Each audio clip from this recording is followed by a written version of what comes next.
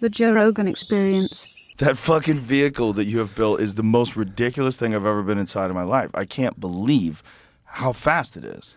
Well, we only did a speed limit today, right? Yes, So, but we got there very quickly. We got there very quickly, yes.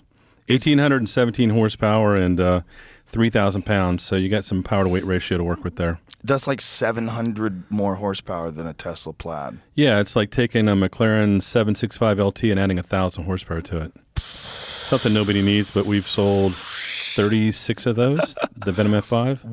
What happened to you in your life that you needed to make these preposterous cars? Well, you know.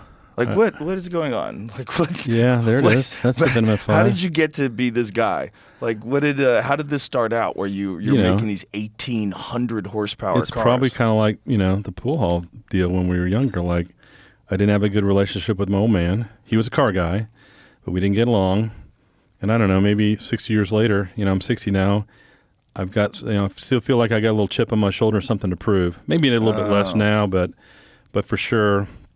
Isn't it interesting that you would never want that for your son?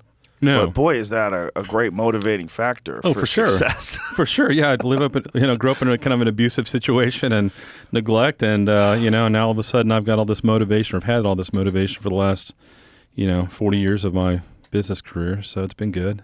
It's funny because you would never want that for your children.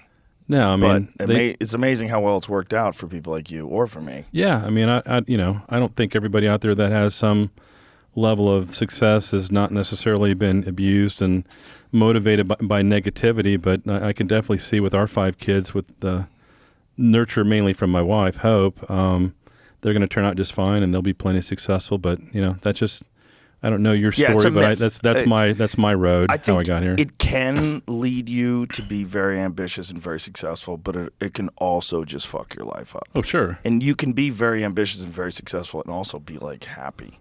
Like that's possible absolutely too. That's possible too. Yeah, you don't have to have a tortured childhood. For sure. No, I'm very, very blessed. I mean, to have an opportunity to build toys for people. Know, whether it's a 700,000-800,000 horsepower pickup truck or a Venom F5. We were talking earlier. It's about first world problems, right? Yeah. Something nobody really needs. Nobody needs to go to a comedy show or MMA, but they do it for entertainment. I tell people all the time, we're more. Are those stars up there? Yeah, they fly. Wow. Am I in a Rolls Royce? There's a shooting star. After the Ric Flair gummy bear, they're going to really start flying. Yeah.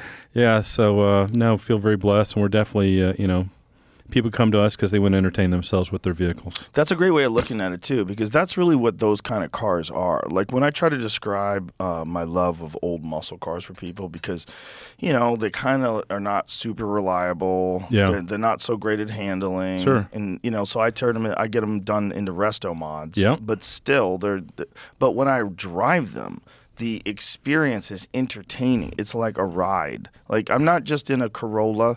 I'm not just in some quiet Subaru. I'm in a ride. But does it take, like when you drive your Land Cruiser, you drive, one of your older cars, does it take you back to that time either when you had that car, you aspired to have that car, you knew the guy or the girl that had that car kind of growing up, and you wanted it back then, but you didn't know how you're going to get it?